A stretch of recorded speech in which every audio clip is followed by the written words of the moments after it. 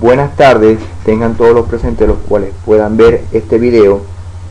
En esta exposición que vamos a realizar a continuación, vamos a hablar de lo que son las canalizaciones eléctricas en los diseños de transmisión o conducción eléctricas. Vamos a pasar primero a la definición de lo que es una canalización eléctrica. La canalización significa la acción o efecto de canalizar, y por esta acción se entiende al hecho de abrir canales, conducir o regularizar el paso de un fluido.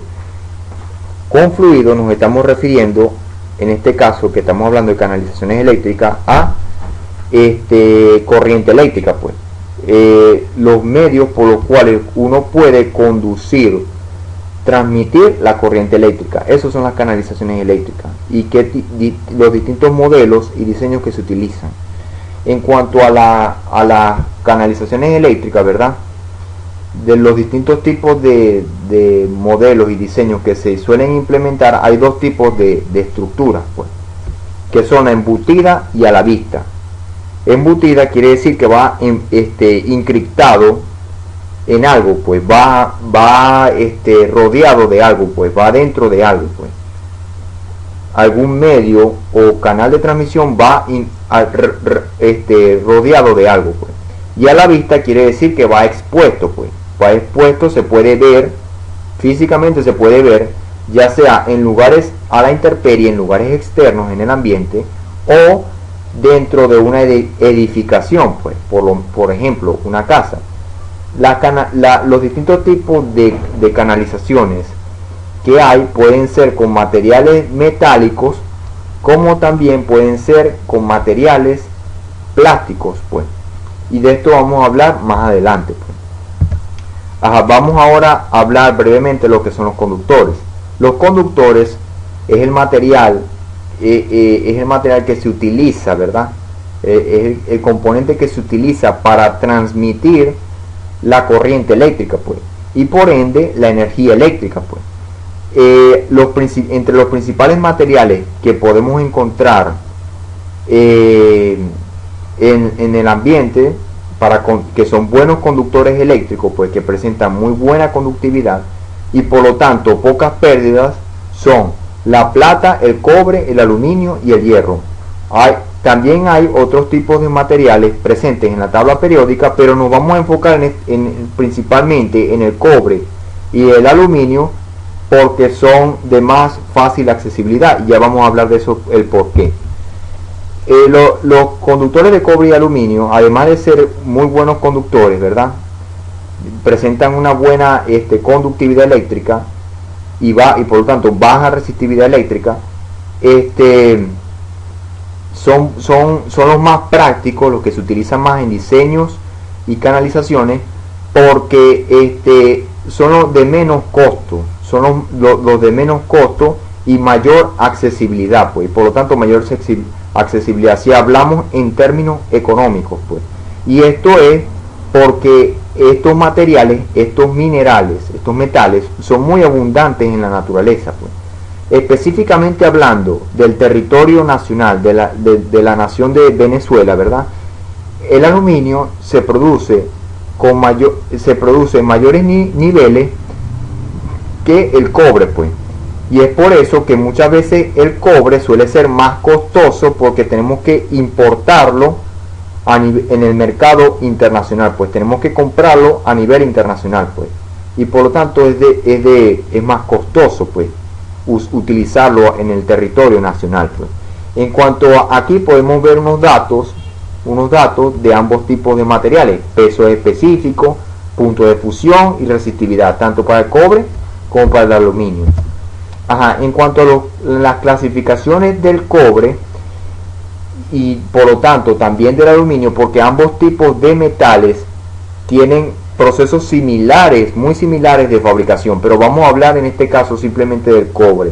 El aluminio tiene un proceso muy parecido, un proceso de fabricación muy parecido, y clasificaciones iguales, pues. El alambre se clasifica en tres tipos: duro, semiduro y blanco recocido. Como lo indica su nombre, el duro es el que presenta en el primero el cobre es resistente, o sea en el duro, pues, el cobre es resistente y se puede trabajar con cierta dificultad. No se usa en instalaciones interiores, sino en la elaboración de componentes tales como grapas, conectores, platinas y barras. El semiduro es el que se produce con características mecánicas intermedias entre el duro y el blando para fines que así lo requieran, tales como bornes, contactos o tableros. Contactos en tableros, láminas, entre otros. Pues.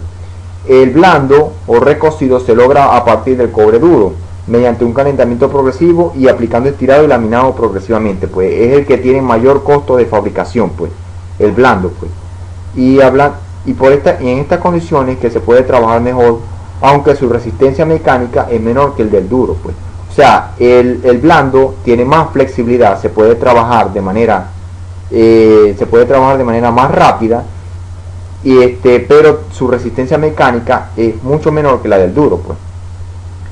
En cuanto al aluminio, el proceso es el mismo, el proceso es muy similar, pues, que el del cobre, el proceso de fabricación. Comparaciones entre ambos tipos de metales, los pros y contras y los contrastes que hay.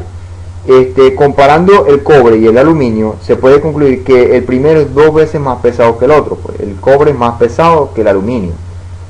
Y el aluminio tiene una resistividad 1.65 veces mayor que la del cobre. Pues. El volumen del aluminio es mayor en ciertos casos y habría que tomarlo como desfavorable. Pues. El volumen del aluminio en comparación contra el cobre, utilizando el mismo peso, es mayor el aluminio. Pues. Eso se debe al peso específico, la diferencia de peso específico que hay entre cada uno y la densidad. Pues. Por lo menos, y a la hora de hacer empalme, otra distinción que tiene es a la hora de hacer empalme, porque muchos equipos son fabricados con material de cobre. En cambio, otros elementos o componentes se utilizan con conductor de aluminio. Y a la hora de hacer las conexiones entre ellos, se tiene que utilizar empalmes específicos, característicos, con conectores especiales para que no se produzca en los contactos una oxidación galvánica, pues. Lo cual es algo indeseable. Pues. En cuanto al aluminio, el aluminio posee mayores capacidades estando desnudo, pues ya vamos a hablar de eso más adelante. Estando el material expuesto a la naturaleza, es más resistente más resistente en el sentido de que posee mayores propiedades dieléctricas que la del cobre y es químicamente estable, resistente y por lo tanto resistente a la corrosión en comparación con el cobre. Además, el conductor de aluminio que poseen la misma capacidad de corriente usando el mismo calibre, pero otra distinción es que la capacidad de cortocircuito suele ser mayor en los aluminios comparado con la del cobre. Ok, ahora características de diseño de los conductores. Los conductores pueden ir en un hilo con varios hilos, pueden ser un cableado o trenzado que se utiliza para unir los distintos tipos de hilo, puede ser un solo cable, o varios cables unidos en una misma estructura, pues que eso se denomina multifilar. En cuanto a la denominación y clasificación de los tamaños de calibre de los cables, se suele utilizar el AWG, American Wire Gauge. Estos se denominan por números, pues se clasifican por números los distintos tipos de calibre y tamaño en los conductores eléctricos, pues esa es la convención. En cuanto a clasificaciones de distintos tipos de conductores, lo hallamos los principales son conductores desnudos, que son los que se suelen emplear en sistemas de transmisión de alta potencia eléctrica, conductores aislados, que es lo que se implementa en consumo interno, pues en baja carga, cuando hay poco consumo eléctrico asociado, o en cargas domésticas o residenciales. Se emplean los conductores que van aislados, pues los recubiertos con material aislante. Y los conductores para comunicaciones y control, que son los que utilizamos en los sistemas de comunicaciones, pues teléfonos, computadoras, entre otros. En cuanto a los códigos utilizados, tenemos la asociación de Covenim y también tenemos la asociación de Codelectra, que viene implementando el código, que viene usando el Código Eléctrico Nacional, que en su abreviación viene siendo CEN. Aquí están las descripciones del número de código que se utilizan, donde podemos hallar esa normativa, pues ya dan la dirección del código. Y pues bueno, también tenemos información presentada en catálogo, que la vamos a ver más adelante, de algunos tipos de cables y las empresas que utilizan ese tipo de cable, quienes la fabrican, o sea, y implementando por supuesto una norma para como diseño de fabricación, pues. Ok, ahora vamos a pasar a las tuberías.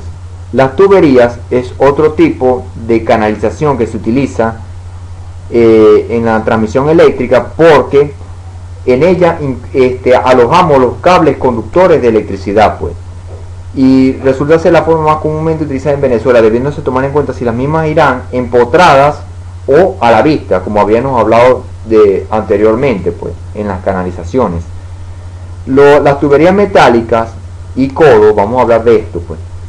Las tuberías metálicas son las que se utilizan más que todo cuando el diseño está embutido, pues. Cuando el diseño va embutido, por lo menos en una pared, en un friso, en un techo, en un concreto, en el piso, etcétera, se utilizan el material metálico, pues. Y los materiales metálicos suelen clasificarse como material metálico intermedio y metálico rígido. El metálico intermedio es el que se suele utilizar más que todo en instalaciones empotradas. El rígido se suele utilizar a la vista, pues. Se suele utilizar más que todo en diseños a la vista, pues, porque tienen mayor resistencia de corrosión, pues. Pero es el más costoso económicamente. Además de las tuberías, ¿verdad?, vienen también curvas, pues, lo que también suele denominarse en el mercado como codos, pues. Vienen de 45 y 90, pues, las curvaturas, pues. También vienen curvaturas en forma de S, pero bueno, de eso vamos a ver más adelante ilustrado en catálogos. En cuanto al CEN, el Código Eléctrico Nacional tiene una clasificación de los distintos tipos de tamaño de tubería en pulgadas, pues. Viene de media, 3/4, 1 pulgada, 1,5, entre otros, pues, con longitudes de 3 metros. Las conexiones de las canalizaciones eléctricas en tubería se implementan son los anillos, ¿verdad?, para la conexión de tubo con tubo, que esos vienen conectados con tuercas, pues. Y también se utilizan los conectores con tuercas, que son los que se utilizan, conectores enroscados con tuercas, pues, que son los que se utilizan para conectar un tubo con una caja, un cajetín o una caja de paso, pues, que vamos a hablar más adelante de eso. En la figura número 10 se muestra un detalle. En esta figura, pues, aquí vemos más detalle de la situación. Este es un conector que se utiliza para conectar un tubo con la caja, que es con rosca y tuerca.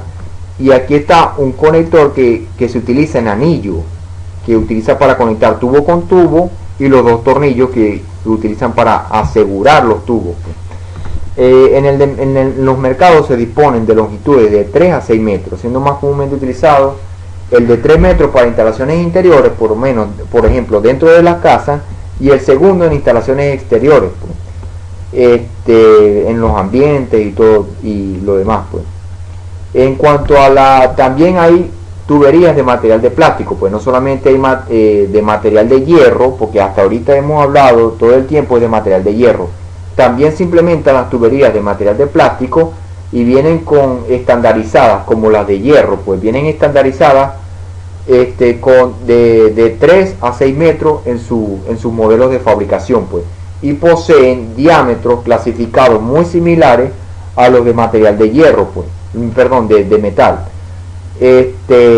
Y por supuesto también están en el Código Eléctrico Nacional, pues están clasificadas en el Código Eléctrico Nacional, y por supuesto clasificadas en modo de diseño y uso, pues. Hablando del código, ¿verdad?, aquí vemos algunas sesiones que implementan el Código Eléctrico Nacional para el uso de las tuberías. Otra cosa que me faltó por mencionar es que las tuberías de plástico se suelen utilizar y cabe destacar que en el código eléctrico lo mencionan, que las tuberías de plástico tienen una mayor resistividad a la corrosión en comparación con las tuberías de metal, y por lo tanto se suelen utilizar en ambientes externos. En cuanto a sus tamaños y clasificación, el Código Eléctrico Nacional también lo menciona para ambos tipos de materiales. La información presentada en catálogos, también hay información presentada en distintos tipos de catálogos. Aquí mencionamos algunas, y la norma que se utiliza para esas tuberías, las cuales vamos a ver más adelante.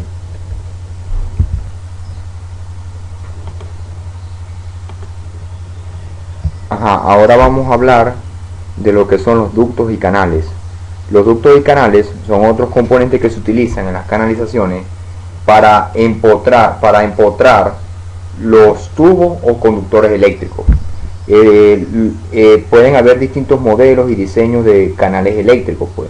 Pueden ser en modelo escalera, con fondo de metal expandido o simplemente metálicos, pues.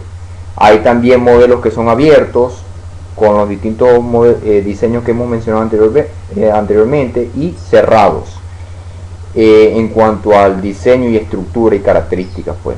Aplicaciones y usos: se usan en instalaciones industriales, donde se requiere hacer modificaciones en las instalaciones a bajo costo de acuerdo a las necesidades en el tren de un proceso manufacturero, para lo cual hay que realizar cambios de motor y de su ubicación conforme a un programa industrial. Esto puede ser, por lo menos, puede tener campo de aplicación en las subestaciones, industrias, y estos canales y ductos pueden ir tanto empotrados como también pueden ir a la vista. Todo lo que hemos mencionado hasta ahorita pueden ir a la vista y empotrado, embutido. Hay algunos que van en techo, hay otros que van en el piso, hay otros ductos y canales que van subterráneos, y estos son los que utilizan con tapa encriptada en el piso, pues, encriptada en el piso con friso. Hay algunos que llevan concreto, friso para el piso, pero que todavía pueden ser tapas que se puedan abrir, pues. Y hay otras que sí son tapas metálicas, que no vienen recubiertos con ningún material de concreto, y que estas sí vienen, sí se distinguen mejor, pues, las que son metálicas, pues. Esto es lo que se utiliza en obras civiles, distintos tipos de obras civiles, las que acabamos de mencionar. Se utiliza también en edificios, para oficinas, para alojar distintos tipos de conductores eléctricos, iluminación, tomacorrientes, teléfonos, timbre, intercomunicadores, sonidos, entre otros. Ya vimos la figura de cómo sería esto más o menos, pues. Esto es lo que vimos aquí, esta figura, son canaletas que van subterráneas, pues, en este caso, y van rodeadas de un material de concreto, pues. Estas son ductos, estos son canaletas subterráneas, las que están en esta imagen. En cuanto a los códigos empleados, bueno, sí, está el Código Eléctrico Nacional, que habla de cuánto es el porcentaje que se tiene que utilizar para colocar dentro de los ductos y canales los cables y tubos conductores. Y dice que a la final tiene que haber un 20% de reserva de espacio libre, y disponer, por lo tanto, del 80% del área dentro de la sección del ducto o canal, pues. O sea, lo que se tiene que ocupar es el 80%, y el 20% se tiene que dejar como espacio libre, pues. Los ductos y canales también tienen que tener internamente tienen que tener un diseño, tienen que estar instalados y diseñados para que fluya el agua dentro de ellos, pues. Si llega a caer agua, que esos ductos puedan expulsar el agua internamente dentro del diseño, pues. En cuanto a otros códigos que se utilizan, pues, eso que acabamos de mencionar del espacio de la sección transversal utilizado por los cables, es un código que lo menciona, pero en general todos esos códigos están en el Código Eléctrico Nacional, en la sección 370, 376, 378. En la sección 370 está todos esos códigos relacionados. En cuanto a componentes y catálogo, aquí vemos una empresa, Ducto Barra, que habla del ejemplo de uno de esos ductos, y implementa un código para su diseño de fabricación.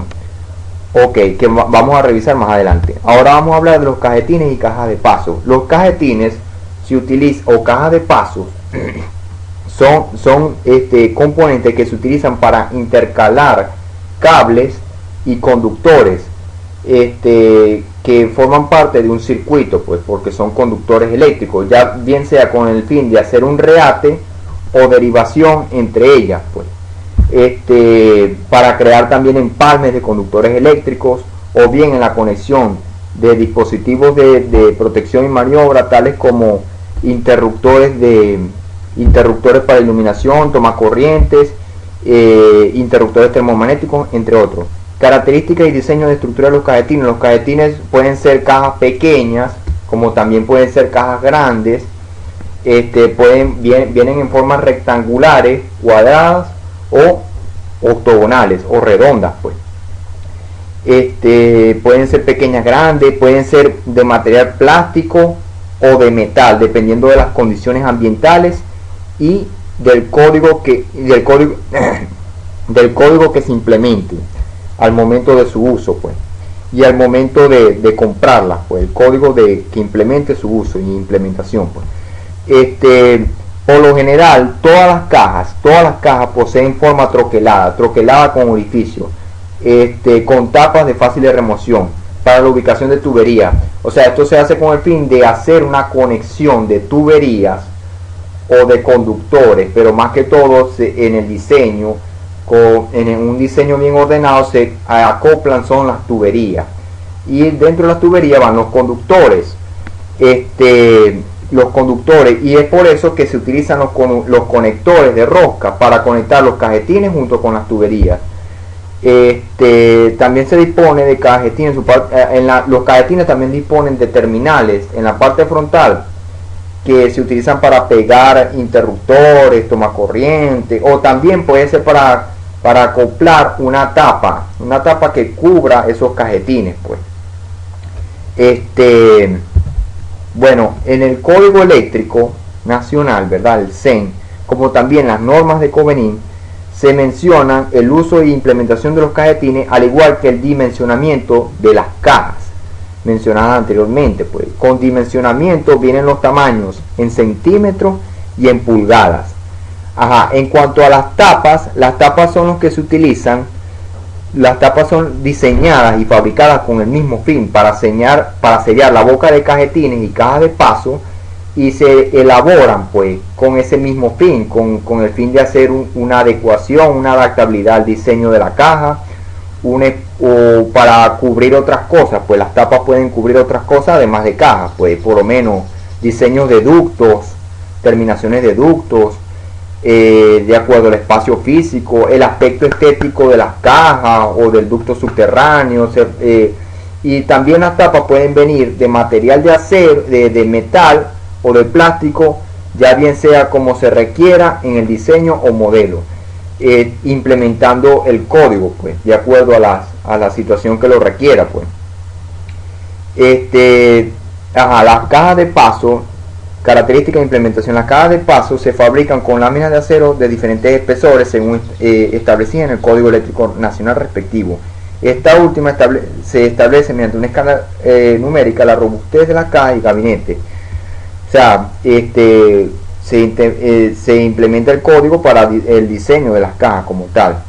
Pueden venir en lugares exteriores, pueden venir como también pueden venir en lugares interiores.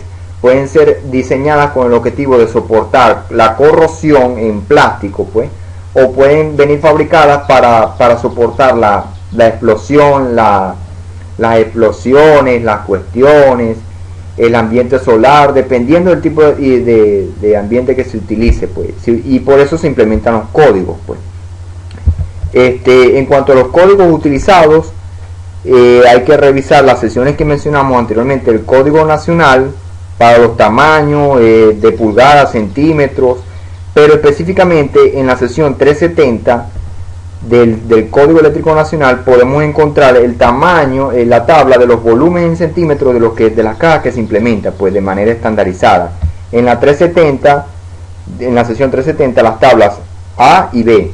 En cuanto a información presentada en catálogos, Sí hay. Aquí hay una empresa que se llama Appleton que implementa el diseño de estas cajas, el cual ofrece una reglamentación del Código Eléctrico Nacional Internacional, porque de este viene de Estados Unidos.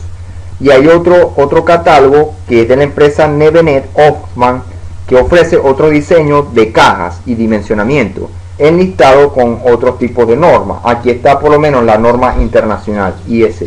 Bueno, muchas gracias por su atención.